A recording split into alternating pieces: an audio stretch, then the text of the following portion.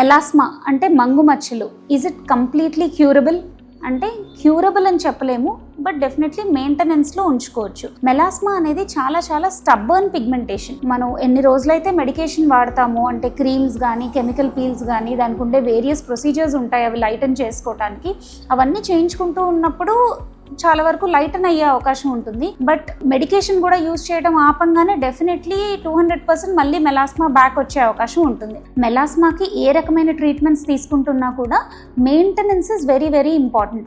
మీరు chemical peels చేయించుకున్నప్పుడు melasma బాగా తగ్గినప్పుడు ఆ తర్వాత మెయింటెనెన్స్కి సన్ స్క్రీన్ అనేది చాలా రెగ్యులర్గా వాడాలి. ఎండలోకి వెళ్ళినా వెళ్ళకపోయినా ఇంట్లో ఉన్నా కూడా ఇండోర్ రేడియేషన్ నుంచి ప్రొటెక్ట్ చేసుకోవడానికి, విండో గ్లాసెస్ నుంచి పెనిట్రేట్ అయ్యే యూవీ రేస్ నుంచి ప్రొటెక్ట్ చేసుకోవడానికి, వంట దగ్గర హీట్ నుంచి ప్రొటెక్ట్ చేసుకోవడానికి డెఫినెట్గా సన్ స్క్రీన్ అనేది కంటిన్యూ చేయాలి.